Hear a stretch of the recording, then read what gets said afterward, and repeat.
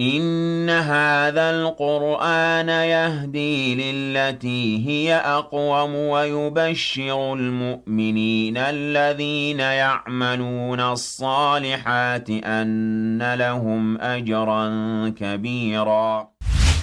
الحمد لله وحده والصلاة والسلام على من لا نبي بعده. Abalungi abatulaba so mukkiriza olunaku lwaleero tubeere nga tulaba omusomo oguddako oluvannyuma lw'okulaba amaka mu busiraamu. Tugenda kulaba omusomo okwatagana ne al akhlaq fi lislam oba makanatu al akhlaq fi lislam, ekifo ky'empisa mu busiraamu. Obusiraamu empisa zirina kifo ki? Abaffe obusiraamu bukubiriza empisa oba tebukubiriza? Abaffe empisa kintu kyamaanyi nnyo mu busiraamu oba kintu ekitalina maanyi mu busiraamu? Ogamba ekintu ekitalina mugaso mu busiraamu. Kyetugenda okulaba ekifo ky'empisa mu busiraamu. Obusiraamu bwawaaki empisa? Allah subhanahu wa ta'ala kikyatugamba mu Qur'an n'omubaka we Muhammad alayhi salatu wassalam kikyebogera ku mpisa. Ekisookera ddala empisa min ahammi maqasidi bi'thati nabi sallallahu alayhi wasallam. Empisa kye kimu ku bigendererwa ebikulu lwaki omubaka Muhammad alayhi salatu wassalam yabeera nti atumwa ku nsi. Ekisookera ddala kye kimu ku bintu ebikulu omubaka alayhi salatu wassalam byajja okukola ki? Okuteekawo ku nsi. Allah subhanahu wa ta'ala yatugamba nti huwa alladhi ba'atha fil ummiyina rasulan minhum yatlu alayhim ayatihi wa yuzakkihim. Allah subhanahu wa ta'ala yatugamba nti Allah ye yakola ki? Ye yasindika eri abantu, kuba abantu be yasindikamu Abawarabu. Allah yasindika omubaka Muhammad sallallahu alayhi wasallam nga Muwarabu naye nga yamusindika eri abantu bonna. Kati abantu omubaka be yasindikibwamu, abantu be yali avaamu, baali abasinga obungi tebakola ki? Tebawandiika era nga tebamanyi kusoma. Allah n'abajjamu omubaka Muhammad sallallahu alayhi wasallam yatlu alayhim ayatihi wa yuzakkihim, nga abasomera amateeka ga Allah subhanahu wa ta'ala, wa yuzakkihim, nga abatukuza. Wa yuzakkihim kyetwagalamu muno, Allah subhanahu wa ta'ala yatuma omubaka abeere nga atukuza abantu, yani babeere nga batukula emitima gyabwe giveemu ebintu ebikyamu ng'okugatta ku Allah n'ebintu ebirala, okweraguza, giveemu ensaalwa, giveemu empisa embi n'obutaagaliza n'empisa ez'okungulu. Ogamba emitima gyabwe gibeere nga gitukula. Yensonga lwaki Allah subhanahu wa ta'ala yasindika omubaka abeere nga asomera abantu amateeka ga Allah, abatukuze n'emitima gyabwe biidhnillahi ta'ala. Era omubaka Muhammad alayhi salatu wassalam yayogera n'agamba nti innama bu'ithtu liutammima makarima al akhlaq, mazima natumibwa mbeere nga nzijuliza empisa ennungi. Nabbi yatumibwa abeere nga ajjuza empisa ennungi. Omubaka Muhammad sallallahu alayhi wasallam yalinga wa mpisa. Era Aisha radiyallahu anha bamubuuza ku mpisa za nabbi n'agamba nti kana khuluquhu al-Qur'an. Empisa za omubaka Muhammad alayhi salatu wassalam yali Qur'an, kugamba nga yayisanga Qur'an bwe yasomesa. Nabwe kityo ne tuyigamu nti obusiraamu butwalira ddala empisa ng'ekintu ekyawaggulu ennyo. Ensonga ey'okubiri lwaki obusiraamu ngeri gye butwalamu empisa, omubaka Muhammad sallallahu alayhi wasallam yabeera nga agamba nti albir husnul khuluq. Empisa bye bimu ku bintu ebirina akakwate n'obukkiriza bw'omuntu. Empisa z'omuntu zirina akakwate n'enzikiriza, kubanga Allah subhanahu wa ta'ala esooka omubaka yagamba sallallahu alayhi wasallam albirru husnul khuluq, okweyisa obulungi husnul khuluq, kimu ku mpisa ennungi. Ate nga ekigambo albirra kino, albirru kitegeeza okuyisa obulungi. Nabbi yagamba nti okuyisa obulungi oba okubeera omuntu omulungi kwe kubeera n'empisa ennungi. Omuntu gwe bayita nti omuntu mulungi y'oyo ayeeyisa obulungi. era Allah ekigambo birr ekigambo kuyisa bulungi yakikozesa nga ategeezaamu imaani. Allah n'agamba nti laysa albirra an tuwallu wujuhakum qibala almashriqi walmaghrib walakinna albirra man amana billahi walyawmi alakhir walmalaikati walkitabi wannabiyyin.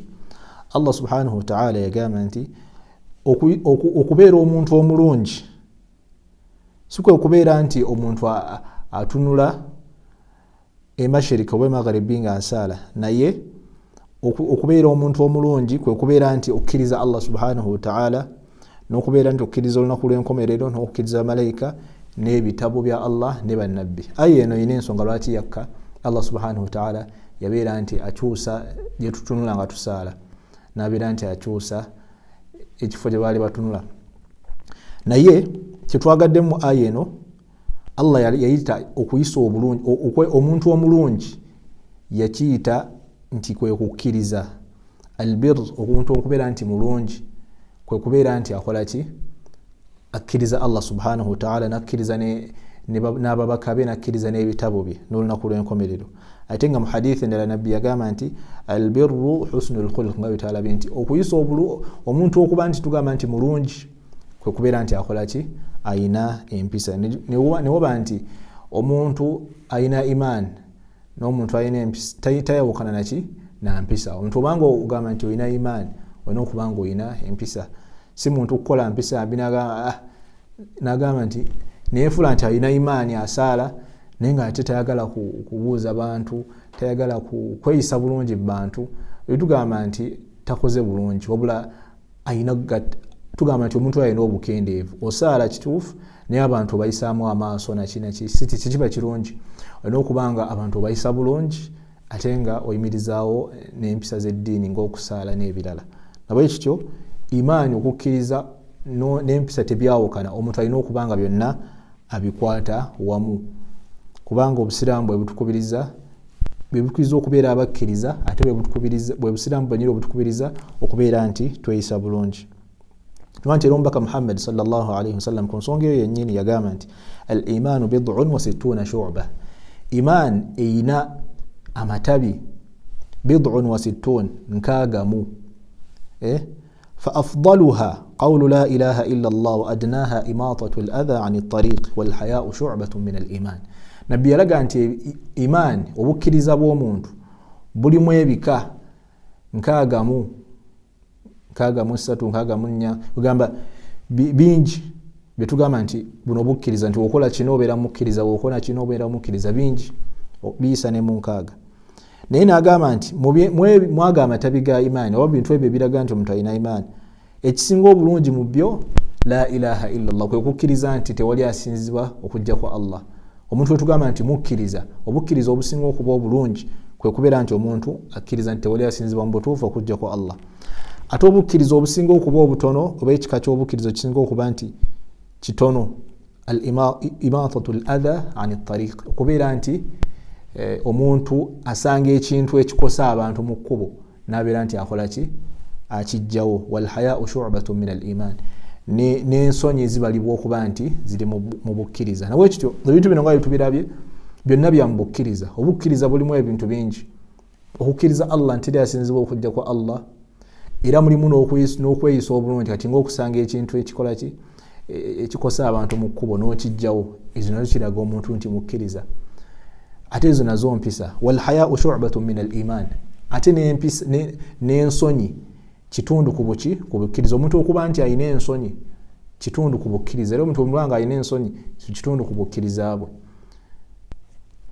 Era omuntu yenna atalina nsonyi, mbaka yamwogerako nti yigamba akolenga bw'ayagala, isna' bima shi'ta illam tastahi fasna' bima shi'ta. Bw'obanga toyina nsonyi mu mbeera zo, beera ng'okola kyonna ky'oyagala. Nawe kityo al-haya, okubeera n'ensonyi, kimu ku bukkiriza. Ate nga obukkiriza, ate nga ensonyi bukkiriza, kitegeeza nti ate nga ensonyi nazo kika kya mpisa.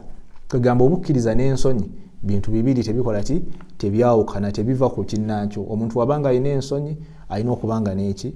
Omuntu wabanga ayina imaani ng'alina obukkiriza ateekeddwa okubanga ayina empisa ennungi, ayogera bulungi mu bantu, yeeyisa bulungi mu bantu, nga buli omu akola ki? amwesimisa. Era Allah subhanahu wa ta'ala yabeeranga awa empisa eddala ddene mu Busiraamu. Era empisa zino Allah subhanahu wa ta'ala azitoya nazo emirimu gy'abantu. Allah azitoya n'empisa emirimu gy'abantu. Omuntu waba n'empisa ennungi Allah azitoya emirimu gye ku yawmul qiyamah, nga tukimanyi nti Allah ajja tupima emirimu gyaffe. Naye omuntu alina empisa Allah empisa ezo zijja kufuula emirimu gye emirungi okuba nti gizitowa.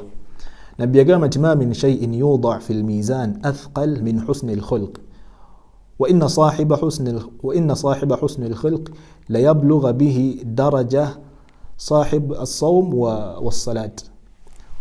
Nabbi yagamba sallallahu alayhi wasallam, tewali mulimu gugenda kuteekwa ku mizan okujja nga guzitowa kusinga mpisa nnungi.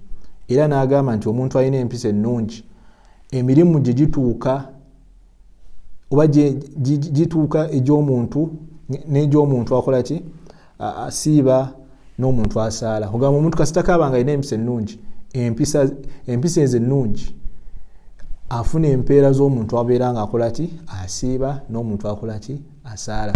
Naye tetugambe nti omuntu yeeyise bulungi ate akole ki ataaleka essala. Nedda, wabula omuntu alina okuba nga yeeyisa bulungi ate nga n'emirimu gy'eddiini akola ki agiteeka mu nkola. Awo nno wetujja osisinkana Allah subhanahu wa ta'ala nga tuli nga musiimu gye tuli. Ekisembayo Omubaka Muhammad sallallahu alayhi wasallam yagamba nti inna min ahabbikum ilayya wa aqrabikum minni majlisan yawma al-qiyamah ahsanukum akhlaqan. Mazima asinga okuba nti ayagalwa gyendi era agenda okuba kumpi gyendi ku yawmul qiyamah yo yabasinga empisa. Nabwe kityo tulina okubeera ab'empisa. Awo nno tujja osisinkana Allah nga musiimu gye tuli ate tubeere nga tufuna ebirungi okuva gyali. Hadha wallahu a'la wa a'lam wa barakallahu fikum. Wassalamu alaykum wa rahmatullahi wa barakatuh.